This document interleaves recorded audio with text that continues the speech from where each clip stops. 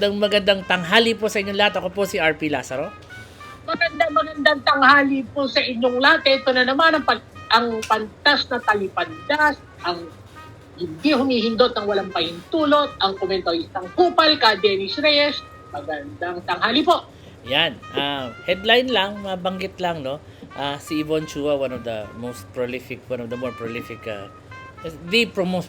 that I know na journalist. She came out with an article that sa Philippine Star 7:30 kanina umaga na publish na na Filipino concern over online disinformation hits a record high.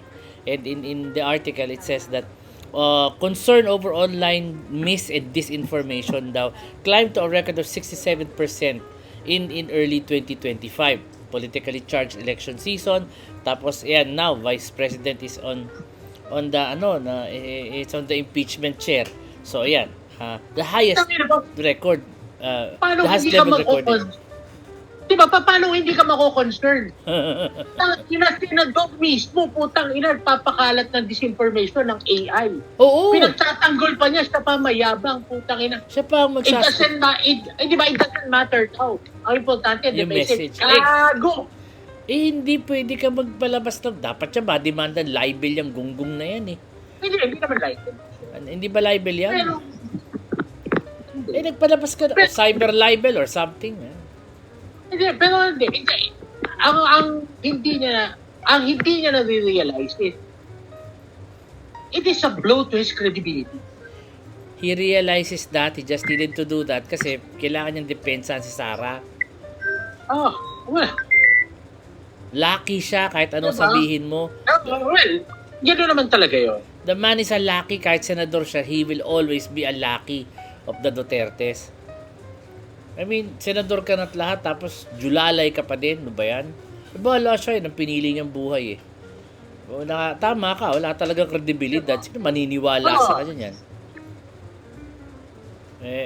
Kaya lang, syempre, halata mo talaga na it's really the Dutertes who have been using fake news from the start. Ayan, senador nila. Dinipensahan pa. Sumagot pa si Sarah na okay lang naman kung AI eh. Ano ba Basta yun? hindi ginagamit sa negosyo. Gago ba ito? Mas malupit nga yun. At least sa negosyo, kung advertisement lang, okay lang. Alam ng tao na. It's an ad. Fiction. Oo. It's an ad. It's Pero marketing. presuming na true. Ito hindi. Pinapalabas nyo ang peke as news. Which is why it's worse. Ay, naku, mga sinungaling. Talagang utak, small town. Ewan ko sa kanila. Anyways, and that being said, nasa na ba? Ano ba nangyari sa sa kanyang impeachment na hindi pa na-impeach? Wala na, sabi mo nga, mag-scatter na lang kami. Nag-open na ako ng account eh. Parang wala tayo iniintay eh. But, I think there's too many things going on sa side of the impeachment, and not just the impeachment alone na pinag-uusapan, such as yung mga on the senators, yung mga nagkaroon ng February 2025 article na sinabi doon ng lower house na dami daw mga lumalabas na mga pangalan na baka daw lumabas. Actually, fictitious names, but they used the last names of certain senators like Revilla, Estrada, Escudero was there. Dun sa listahan ng mga nakatanggap ni Sarah, mga fake names daw yun. Pero syempre, they used real names of senators. Baka, totoo ba yan? Sila ba nakatanggap? Hindi ganun sila kalala. Tangina, wala pa silang matitipend. They're doing this with impunity. Oo. Tangina, naglalaro. Yung mga nagli-liquidate, naglalaro. Tangina, hindi. Gamitin natin yung pangalan. Nakatawa sila. Ganun yun. Oo. Tangina, gaguhin natin ito. Wala namang mangyayari sa atin. Baka naman nilalagay talaga nila yung mga apelido kasi ito yung mga aid ng mga senador na ito para kay Bagay, hindi naman alam. Walang proof yan eh. Kasi, pagka nagbibigay kasi, hindi mo nililista. Siyempre. Saka naman nakakita Senator, pirma ho kayo dito para proof na-receive mo. Pwede yun, So stupid thing I've ever heard. Malilista. Ano kinakatakot nila? Ba't nila dinidelay yung ano? Pero, matutuloy ba talaga to o magko-crossover sa 28th Congress? Alin ba ang alin? Hindi, magka-crossover talaga yan. Kasi wala nang Pero, oras. pero ako gagawa sila ng paraan. Pero, nakita mo dun, punta sa reaction ng tao, nagbabago na kwento nila. So, Noong una, dinismiss nila. syempre, Tapos, hindi pwede naging yun. remand. Oo. Ngayon, tapos naging remand with question. Ngayon, hindi naman daw nila binabalik. Oh, anong ginawa nila? Mandatory questions lang. Nungaling. Diba, nagbabago na yung dialogue nila. Because nararamdaman nila na They feel the heat. Oh. They feel the heat. Kasi galit ang tao. Galit na tao talaga. Diba? Kaya nga sila nanumpa agad dahil alam nila galit na tao eh. Ang dami-dami pa nila sinasabi mga disagreement na nag-uubos sila ng oras doon. Nagalit na nga si Tulfo, magbotohan na lang tayo. Ano yan, dapat talaga yan. Yan yan. Ako naniniwala ako, puta, kung matuloy man, ako hindi matutuloy yung trial. Kung matuloy man yung trial, ang sweldo yan. Natural. Nandun na tayo sa tanggap na natin yan dahil nag-scatter na iba sa atin. Pero, Sweldo ang yan. importante yun, lalabas yun. Lahat ng detalye. Ngayon, yung ako di ba sabi natin nun, ang kinatatakot, mabuksan yung bank account ng mga Duterte. Oo. Pag nabuksan yung bank account, hindi lang naman kung kanino tumanggap. Ano ang tinanggap. So hindi Pero, lang tinitingnan yung okay. ending balance, hindi lang 'yon. Hindi lang yung entry. Okay, pati yung transfer. So kanino sila nagbigay ng cheque, kanino sila nagpadala ng pera. One. Pagka nabuklat mo ngayon yan, pwede mo na ngayong buklatin yung bank account ng nagbigay sa kanila ng pera. Legal, ganun ba talaga 'yon? Legal ba 'yon? Yes, kasi probable cause na yun. Diba? Pati yung mga nagbigay ng pa isa-isang daan doon, that's to prove a point. Remember 2016? Lagay na isang Pwede, daan. kahit na yun pwede, but the point there is, hindi na pag-aakyat ng parang. Siyempre, oh. Ang titignan mo lang yung malalaking amount. For example, may nagbigay ng 100 million. Puta ba, magbigay na ka ng 500,000. Oo, kasi ang AMLA ngayon, 100,000 pataas, ano na eh. Ina-AMLA na nila eh. Bubuklatin na lahat ng account na yun. Okay? Tandaan mo, ano ba ang suspecha? Nanggaling yan sa Pogo, human Pogo. trafficking, drugs. Excuse me. Ano ibig sabihin na human trafficking pala? Ako di ko rin maipaliwanag yan eh. Ano ba ibig sabihin nun? Di ba yung nakasalanan ni Akla? Because you're dealing with people.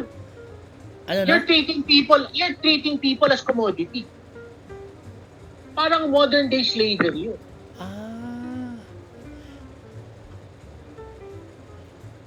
Yan ba yung parang yung kumukuha ka Pinenta mo yung tao. na ginawang prostitute, ganon, mga ganon? Basta kinransport mo yung tao. Anong human traffic ang ginawa ni Akla? Hindi, ganito yan yun. Okay, ang kaso kasi nila, this is what people miss eh. Oo. Yung sinasabi ni Akla, hindi ako involved dyan, wala kayong ebidensya. Oo. Ako lang ang nag-abogado. Diba? Oo, ilan lagi yung sinasabi. Conspiracy ang kaso. Conspiracy, sabihin hindi lang ikaw, Yes. marami kayo. The act of one is the act of all. Wow. Okay, so pag conspiracy, regardless of your participation, malaki, maliit, Oo. kasama ka sa krimen. Kahit sabihin, ako lang ho nag-abot, parang ganon. Kasali ka pa rin. Ako lang ang nagbatsyag. Kasali ka ba rin pag conspiracy? Ganon pala yun. Ako lang ang nagbantay kung may dadating na pulis. Kasama ka sa conspiracy. Wow, ganon pala yun. Yun ang conspiracy. Ibig sabihin, you acted with full knowledge. To assist the these crime. people, oo. Yes. So, puta, you're part of the crime. Alam niya na pogo yan. Oo nga, alam naman niya, hindi naman siya bobo. Alam niya, Kasi siya ang naglakad ng papel eh. Oo, inamin niya naman yun. Inamin niyo. Diba? Kasama ka. That's the point. The act of one is the act of all. So, alam ni Aklayan kung abogado naman talaga siya, that he's a lawyer and all of that, no? And this is, syempre, hindi niya pa pwede, alam niya yan eh. And then, ginagaslight niya lang yung mga tao. He's trying to protect himself from the court of public opinion. Yes. Kasi puta ko talaga matino. Ay, kung talaga totoo yung sinasabi mo, ba't di ka kumalap sa kote? Hindi nga siya umuwi. Eh, di ba? Puta, Pwede ba bang- sa kote? Pwede bang pagpetisyon ng gobyerno, like for instance, may kaso siya, tapos nagsabi ang DFA, paki-cancel ang passport nito. Pwede ba siyang ma-deport pag yun na nangyari sa kanya? Wala na siyang passport. Di ba? Aha. So pag wala ka ng passport, para ka stateless, ganun. So palalayasin ka na. Oo, paibabalik ka sa country of origin. Because you have no papers there. You have no legal right to be there. So ibabalik ka na sa origin country. So yung gobyerno ng Germany, ang pwedeng magpa-deport sa kanya, tatapo na siya dito. Nandun siya. Okay. That's clear. And so going back to sa point mo kanina, you said human trafficking was one of the cases you were saying kanina. You were mentioning kanina, tatlo yan, may ano ba yun? Drugs, human trafficking, and what was that other one? Yun eh. Yung illegal gambling. Oo, yun. Na yun ang pinanggalingan ng pera nila. Okay. So, ganito yan yun. Alam niya at yung pinanggalingan ng pera. Oo. So, yun kayo na suspecha mo. Pag pumasok yung pera, itong pera ganito, ang suspecha mo, it could be connected to drugs, connected to pogo, connected to illegal gambling, di ba? Bubuklatin mo yun. Sino may-ari ng account mo? Oo. Si Alice Go yung isa, o si ano yung isa. Tatahin nyo sa investigasyon. Katulad doon, punta sila Peter Lee. Oo. Yung mga big time drug lord, sila Kenneth Dong. Di ba? Ebidensya yun. Sila Michael Yang. Ebidensya na tumatanggap sila dito sa mga tao to. Kila Jeffrey Lin. Kasi ano nangyari ng account eh. Di ba? So solid connection yan. Pinapuksan may connection na ngayon yung account ni Duterte dito sa mga tao to. Pwede mo nang pabuksan yung account na yun. Pwede mo pabuksan yun yung account nila Peter Lim, account nila Jeffrey Lin, yung account nila Kenneth Dong, yung mga account ng Togo, yung mga account ng drug lord, yung mga account ng human traffickers. I see. Pag nabuksan mo yun, makikita mo kanino pa sila nagbibigay ng. So, ibig sabihin, it's a whole criminal enterprise. So, it's a whole, can of worms. Itong kaso na to will be bigger than Harry Stonehill. I remember Stonehill about bribery and all that. Yes. Naalala niyo kay Harry Stonehill, yung The Black Book. Anong araw? Dinampot ni Pepe Jokno na lumabas doon. Sino-sino ang tumatanggap kay Harry Stonehill. Diba? Yun, sunat kamay lang yun. Baka, yung araw kasi ganun lang notebook. Di ba? In fact, under current laws, puta baka andaling anong tawag dito? I-disregard yung evidence ngayon. Madaling sirahan yun. Bakit? Puta, pwede kasi palabas sila gawa-gawa mo lang yan. That planted Planted. Puta yung bank account. Wala, mahirap yan. Hindi mo booking ka dun eh. Records yan. Yun ang talaga, basa ko, yun ang talagang kinatatakutan. Mabuking. Yes. Question. Remember, maraming sa senador natin, may kaso. Well, si Jinggoy, alam naman natin may kaso talaga yan. Si Bong Revilla, may kaso naman talaga yan eh. Si Joel Villanueva, meron. May perpetual disqualification siya. Hindi pa lang na-enforce. Teka. Anong kung disqualification ni Tess naman? PIDAP. Saan niya dinala yung PIDAP niya? Precisely. Kasama siya ron sa mga peking NGO. Kasali pala siya doon? Pero dahil dilaw siya, hindi sa kanya in-enforce. Ang in-enforce lang kila Chingur. Yan ang hindi ko alam. Akala ko pa naman matino. Kasi tatay niya, pastor eh. Alin, yung JIL, yung Oh, Judas Jesus is Lord. Judas Yung is Lord. Judas is Lord. Okay. Tanda mo, dynasty rin niya ba kaya? Hindi naman talaga, congressman yung tatay niya ba? Ah, Pero party list. ah. Kapatid niyang isa, congressman. Ganun. Isa, mayor. 5 sila nakapwesto. Wow. Dynasty nga. Tapos may religion pa sila.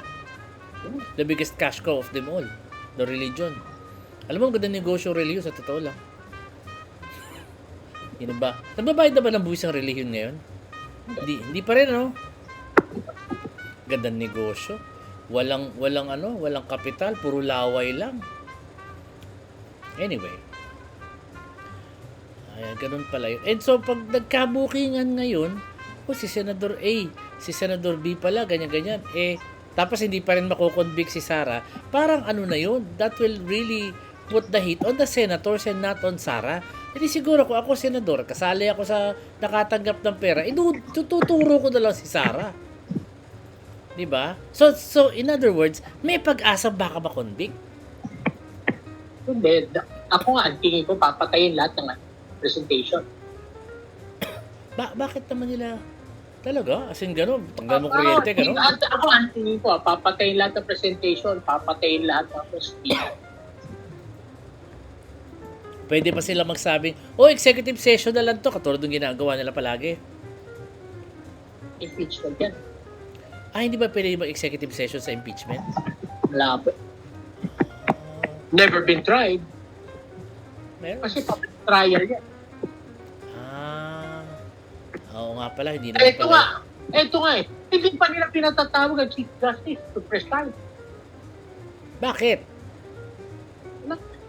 Supposedly, wala pa raw. Ang dahilan nila is, wala pa namang trial proper. Kung walang trial proper, bakit nakapag-motion na ito nila?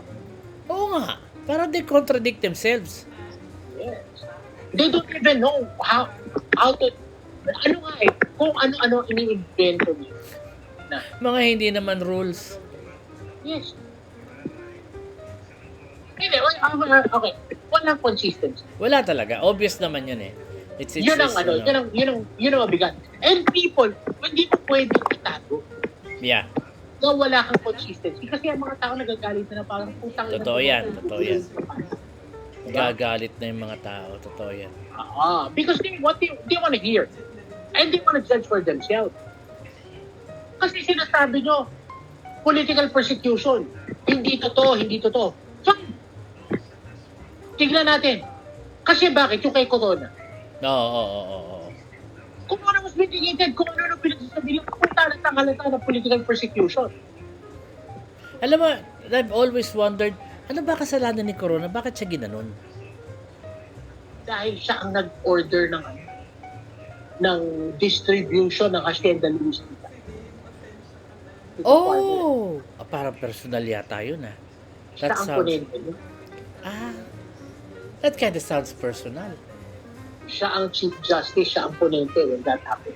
Tsaka, Kaya galit na galit ang mga kuha ko kay Noynoy. Putang ina ka, ikaw ang presidente, pinabayaan magkagay.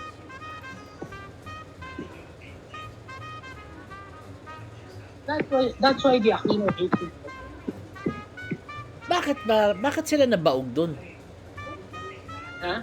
Bakit sila nabaog doon? Walang ginawa si Noy. Well, Si Pinoy. the thing is, talagang noon pa dapat yan. Di Diba- pa lang nagkaroon ng carp law. Di ba di ba ano yan, midnight appointee ni ni GMA? Oo. So bata na GMA yan, di ba? Hindi siya midnight. Di ba siya midnight? Pinay pa si Carpio. Corona was the first one na maging Chief Justice na hindi Senior Associate Justice. Ganun ba yun? Bakit siya? Yes. Kasi, dati kasi yan, okay? Pagka nag-retain Chief Justice, it's almost automatic the Senior Associate Justice becomes a Chief Justice. Tradition. Okay. GMA broke that tradition. Corona was the first. Akala ko si Sereno. And since that tradition was broken, binabali. I see. Akala ko... Pero puta, okay, si Corona naman nun, ang second most senior. Kasi nauna lang si Carpio sa kanya ng ilang buwan. I see. Okay.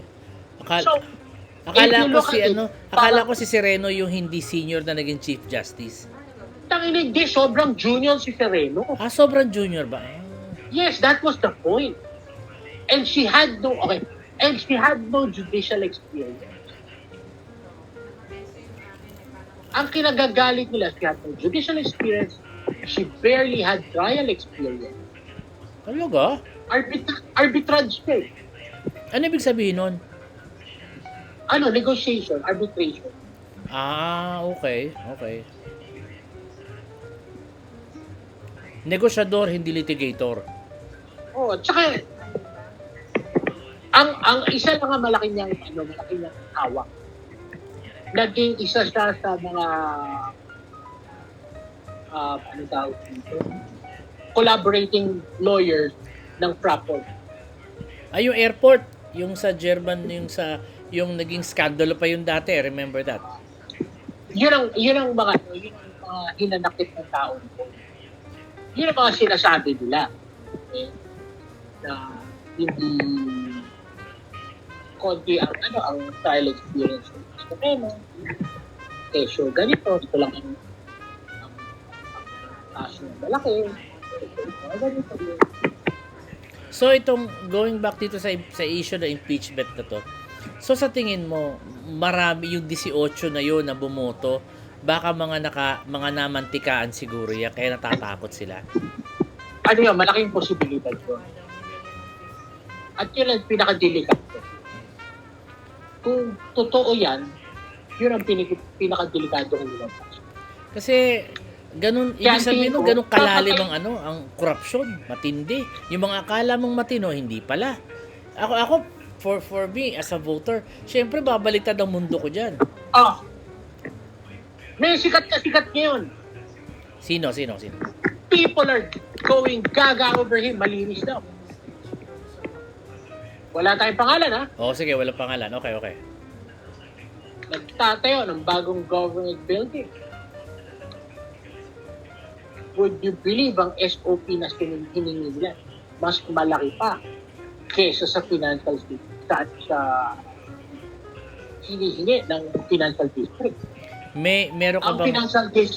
Ang financial district, ang hinihingi lang ng SOP, 20%. Laki yun. Yun sa bago, 23%. Wow. So ito, akala ng tao malinis. Magugulat ba kami lahat pag nalaman namin kung sino yan? Yeah. In fact, ang tumutunog pwede siyang tumakbong presidente. Narinig ko rin yan. I think I know who that is, pero wala tayong pangalan. Pero ako hirap ako maniwala dyan. Baka denial pa ako eh. Ang nag-confirm yung Belgian, yung foreign construction firm na yung hinihingan. Yung gumagawa. Wow. Dati na ba niyang ginagawa yan? Hindi ko lang, pero ngayon may kumanta.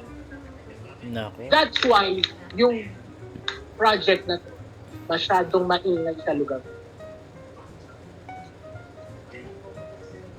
Ito ba yung building ng kanilang opisina nila? Ito ba yun? Ito ba yun yung opisina nila yung ginagawa? Basta. Kasi sabi nila noon, yung opisina, nagre-reklamo siya dati, yung opisina doon niya, naghihiwalay na, nabutan doon niya, bulok-bulok na. So, kailangan na doon gumawa. Kasi originally ang original proposal was joint venture. Okay. Walang ilalabas na pera ang gobyerno. Sagot lahat ng foreign construction. O di ba buti? Bakit nga... Paano kumikita yung mga ganong klase? Sorry Paano kumikita yung mga ganong klaseng construction na lilibre mo sa gobyerno? 25 years contract. Kanila lahat ng commercial space. Doon sila Sila babawi. magbabayad. Doon sila babawi. Doon sila babawi. Pero I think kahit na break even lang sila, happy sila kasi gano'n kasikat yung politiko. Kasi, baka manalo first time daw, presidente. nakahanap sila sa Pilipinas ng malinis. Malinis. Kaya ang laking disappointed. Baka gusto lang niyang bawiin yung ginastos sa eleksyon.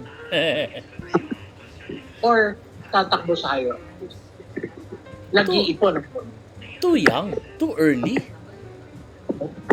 Third term na to. Still too early. No. He only has 3 years left. 2.5. Diba? Sa bagay, tapos yung pera gagamitin sa pagtakbo ng isang national position ba? Di ba Yes. congressman muna? Posible na. Hindi na ko ang Senado na. Baka. Sa edad niya ba na yun, pwede ba siyang tumakbong senador? Di ba may edad, may age, requirement? Sa senador pwede na. Tapos after 2 years na senador, saka siya tatakbo sa presidente. Lang yan. Or 2 terms, siguro pwede. Yeah. Yan, sakto yun. 2 terms sa senador, pwede siya presidente. Oo. Dami-dami na natin clue, Dami na nga eh. 12 taon in the Senate. So, kaya 2 term. kaya sa akin, mahirap maghanap ng mali. Akala ko naman, ang sasabihin mong chismis, yung napatunayan na merong boyfriend sa nasa Amerika. Ayan, kinonfirm na ni Montulfo yun. Kaya mo si Montulfo sumagot yan. Tangina, nagpakita pa siya ng picture. Talaga? Ay, oo. Oh. May picture yung lalaki. Totoo yun. May picture yung lalaki, so I heard. Kaya mo na si Montulfo ang sumagot. Oo. Yung kasing isa, hindi ko na hawak yung litrato. Pero nilabas niya yan nakita ko yan Sabi nila, AI daw, loko naman. Joke lang. Pero apparently lumabas na So, nandyan na out in the open na si PJ. Dati nga, yung isa dati, nakahanap ko yung boyfriend. Yung isa? Nakahanap ko yung boyfriend. Talaga. At may pictures din. Talking about the same senator, I mean, same guy. No. Iba.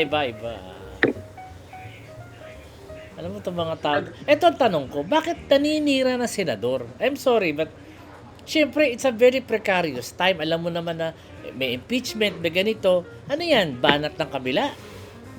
So, hindi ko alam kung sino ang namimiga. Pero tandaan mo, kapag ka senador ka at nandiyan ka sa ganyang pwesto, vulnerable ka kapag ka meron kang ginagawa. Kung meron kang tinatago. Looks like it, kung may tinatago ka, di ba ka, Hindi, ka? pero kung ako yan, tangina, ba't di ko aminin? Bakit ba? Hindi nasira reputasyon mo. Lalo na bakla ako. Syempre, yan, pag-uusapan ka ng... sa bagay, pag-uusapan ka Yeah, ng diba? after a while. Kung bakla ako? Ako ganito. Kung bakla ako? Pero syempre, mga botante mo, matuturn off sa'yo. Sexual orientation ko yun. Pero alam mo, okay lang kung nag-umpisa. Wala akong ninanakaw. Diba? Kung ako malinis. Ngayon kung bakla ako, wala akong ninanakaw. Sa bagay, that would be okay. Pero kasi alam naman natin marami pamilya nun, politiko Ang problema, maraming ginanakaw. Ganun ba? Oo. Yan mo na, icing on the cake na lang yun, bading Baka patikim lang. Baka patikim lang sa kanya yun. Hinihiya siya. Tangina mo, gusto mo pa. Ganun, posible yun Gusto mo parang kasunod. Di-deny niya. Hindi naman totoo yan Sinisiraan lang ako. Remember what happened to Sunny Osmeña? Well, Sunny naman, mas out in the open naman yata siya, di ba? Pero puta, rape. Yes. May lumabas na lalaki na ni-rape daw siya? To a certain Or not. extent, maniniwala kung baka totoo yun. True or not? Hindi na siya nakabalik. Oo, di na siya nakabalik. Totoo yan. Eto, kilala ko yung nag-operate. Talagang pinagpaplanuhan pala yung mga ganyang banat? Yes, ino-operate yan. Wow. Hindi yan You basta think pumutok what na I- chismis lang. Hindi. Ha? Hindi yan pumutok lang ng chismis. Hindi, walang chismis na puputok ng On its own. organic. Oo. Walang organic na chismis sa politika. Lahat yan ino-operate. Puta na. Sa Okay. tingin mo, kung hindi magaling magtago yung mga yan, mananalo ba yan? Oo nga. Di ba? Mm. Ibig sabihin, magaling magbalat kayo yan. Ngayon, pagka yung mga yan, may pumutok, hindi na dulas yan. May nagpaputok. May nagpaputok. Saklap ah. Kaya, ladies and gentlemen, tandaan nyo, pagka may narinig na may chismis sa politika, may nagpaputok. And chances are, totoo yan. Kasi pagka may nagpaputok, may ebidensya. Pwede ko bang i-contribute itong huling chismis na narinig? Well, actually hindi siya chismis eh. Pero I shall not mention names na lang. Para hindi ako sumabit. Kasi nandun ako eh. Last Sunday, nakipagkita ang isang secretary with another cabinet secretary na pareho silang bagong appointed. Ngayon, yung isang secretary, tapos beleaguered. Alam mo naman yun, di ba? Kinento ko sa'yo. Beleaguered siya, medyo balisa, problemado. Partly, nalaman niya from the other secretary na kausap niya. Pare, tinitira ka ng yusek mo. Ganun pala ang mga banat yan. Pati yung mga articles pala sa... That one article against this secretary na lumabas sa bilyonaryo, sa mga ganyan. Ano pala yan? Mga binabayaran pala yan. At like you said, ino-operate pala yan. Yes! Ito ang malupit dun. Inimbestigahan ko na yung bumabanat sa kanya. Oo. Bakit? Masamang tao ba yun? O... One of the most corrupt. Oh my God. Oo nga. Saan sa departamento niya. Oo. Alam mo, tama Remember, ka dun sa yung ang sinabi dami mo. kong blood na galing dyan. Alam mo yung sinabi mo na ilang billion? 300 plus billion ng project. Talaga palang may balak pala silang to use that for infrastructure projects. Totoo pala yun. Yes. Wala pa dun yung mga bigay-bigay ng mga bansa, ng mga libre-libre. Hindi pa kasama dun yun. Grabe Eto pala. puta. Baka hindi pa nila alam. Okay. Bago piniyak ang dati yan, DOTC yan di ba? Tatasal ko. Okay. Ngayon, DOTR tsaka Biniyak. DICT. DICT. Okay. Bago biniyak yan, naglatag ng fiber cables. Di ba si Internet cables. panahon ni Gloria? Di ba internetify the whole country? Sa lahat ng LRT, MRT lines. Doon nilagay yung kable? Yes! Na hindi pa ginagamit hanggang ngayon. Bakit? Sayang naman. Kasi nga naman was split and people forgot about it. Paano ngayon yung facilities? Ano gagawin doon? Yun ang puta malaking pagkakakitaan na kung sino ang nagtatago. Teka. Atras ka muna. Unang-una, Okay. bakit tinago? Hindi lang nilabas yung information. Paano sila kikita doon? Nabauna sa libro. Diba? Oho. Nabauna sa libro. Aantayin nila na sila ma-appoint ulit sa pwesto. Ay, hayop. Okay. Pag sila na na-appoint sa pwesto doon, putang ina, buhayin natin itong project na to. Actually, infrastructure. Babudgetan ulit yun. Hindi na kailangan budgetan. Kasi nakatayo na eh. Bebenta mo na lang yung access.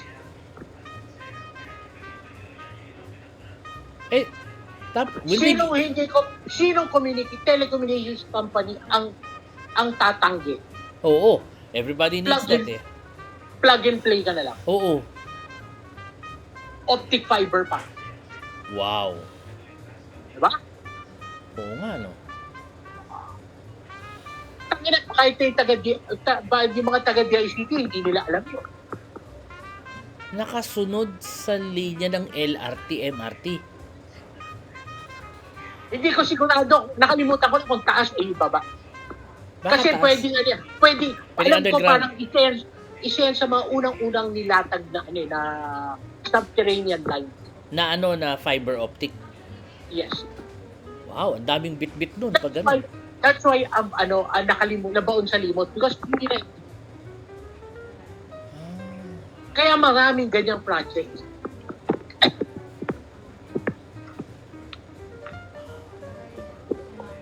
Kurakot nga So, doon yung yung ahensya niya, maraming ganun din. And apparently pala yung ahensya na yan, hindi ganun kadami ang career. Most of them talaga are from the private sector kasi nga IT Yeah. Because it's a new agent. Oo. Ayun, isa also a new agency. Oh. Pagka hindi pa naman nila nahula kung sino pinag-usapan. Alam na nila yan. Mga DDS na talaga kayo. Anyway, ang susunod na hearing will happen Ilang saging na natapakan namin, dulas na kami ng pula. Dulas na. Ano daw, sa September daw susunod niya na hearing. So, tutulungan daw siya nung kausap ng secretary. And tuturuan daw siya ng mga gagawin niya. So, ngayon daw alam niya na. Iba kasi yung mga from the cold, private, papasok ng gobyerno, hindi nila alam yung mga kalakaran. Dapat talaga may seminar yung mga yan eh. Oh. But then again, kasi iba kasi yung mga gawin ng gobyerno na natutunan mo over the years. Pero dapat kung papasok ka sa gobyerno and you're offered the government job, might as well may have some kind of seminar and have somebody teach you the ropes para naman hindi ka ma-frustrate. Or kukuha ka ng ganun.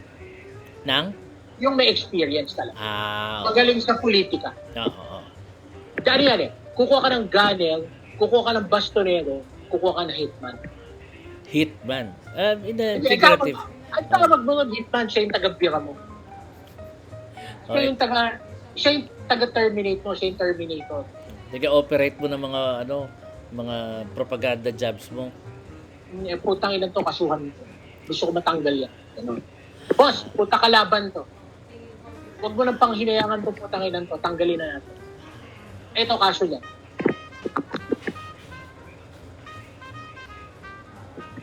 Anyway, makakakwentuhan natin yan one of these days. Kasi kinamayan ko na, medyo, he feels good about whatever.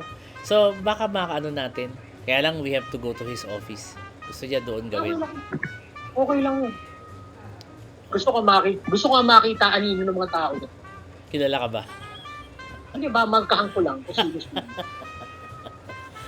Kilala mo siguro iba doon. Hindi kasi dati kapitbahay namin. Pero hindi talaga? ko pinupuntahan. Magkalapit kami ng office. You were saying? Hindi kasi magkakapitbahay kami. Ang office namin dati na for compound. Quezon City. Kaya lapit ko. Nung DOTR pa sila. Hindi, itong DICT. DICT anong bago pa yan? Ilang taon na ba DICT? Bata kahensya lang. Panahon ni Duterte yan, di ba? Panahon ni Gloria. Duterte naging DICT. Hindi! Tama, Duterte. Di ba Gloria pa yan? Hindi, transition yan galing kay Pinoy. Galing kay Pinoy. Hindi galing naman. Parang, Duterte yan. Kasi ang unang-unang sekretary nila si Gringo. Talaga, si Gringo? Anong alam niya sa DICT? Communications man sa military yun. Okay. But, communications, iba yun. Pero yung physical communications, iba usapan yun. Tsaka secretary ka naman, political appointee ka. Sa bagay. Ang importante yung mga usage. Oo nga. Kasi sila yung dapat Nagkataon lang, ang DICT ngayon, mas magaling ang secretary kaysa sa mga usage. Pero usually, yung USEC ang magagaling. Ang gumagawa kasi sila yung nakakaintindi. Kasi sila yung hands on the ground. Oo. Ngayon lang, bihirang-bihira yung nangyayari yung secretary mas magaling kaysa USEC. Yeah. Bihira na nga yun usually. Usually, it's the secretary that does all the grunt work. Anyway, so mukhang dito matatapos sa ating kalahating oras na kwentuhan. It's very interesting, ano. So, balik ako sa scatter kasi mukha namang hindi mukha namang mga akwit, pero ang aabangan ko with my popcorn, ayan, popcorn. With my popcorn, ang aabangan ko yung mga chismis na lalabas on the side. Kasi doon sila maiihaw. Kasi di ba ako like I always say, maakwit yan. Ngayon, pagka yan pinabayaan natin at okay lang sa atin, na gano'n na mangyari, we deserve the government we got. Kawawa naman tayo. Wala tayong karapatan magreklamo. Tinanggap natin. Magalit na ho tayo para kahit paano may mangyari. Kailangan merong mangyari. Kailangan may gawin tayo. Kung ayaw mo yan, na ganyan ang mga tangin na ba't ito binoboto? Pangalaw, bakit di nyo tanggal? Remember, revolution is enshrined in the Philippine 87 Constitution as part of a legal form of change in government. It is acknowledged. It's legal. Yes. The 87 Constitution acknowledges the people's right to revolt, Interesting. to a change of government. Because the government, through any of yung ordinary mechanisms, is not working anymore. It acknowledges the people's right. Kaya nagkaroon tayo ng EDSA 2, EDSA 3. Legal lahat yun. Yes. Bagay, napaalis natin si Erap eh. Diba? Sige ho. Napakaganda ng tao. Kailangan magalit talaga tayo. We have to do something about it. Yes. Ngayon, kung hindi kayo magagalit, tangin nyo, mag-scatter na lang kayo. Tama yun. Nag-open na ako. Nag-load na ako 100.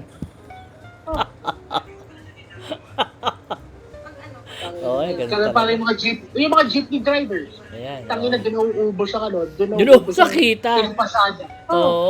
Scatter. Nakaka-scatter. Tangin na yan. Kaya nga sabi mo nga, dati ka naka-D-Max, saka N-Max ka na ngayon. Sige, dito natatapos ang ating kalahating oras. Very interesting. Abangan natin na susunod na kabanata sa telenovela ng gobyerno. Ako po si RP Lazaro. Ito na naman po ang babayarong banal, Kristiyanong Manyakis, ang pantas na talipantas, ang hindi nindot, ang walang kaintulot, ang komentaristang kupay, ka Dennis Reyes, nagpapaalam sa inyong lahat, babalos. Thank you.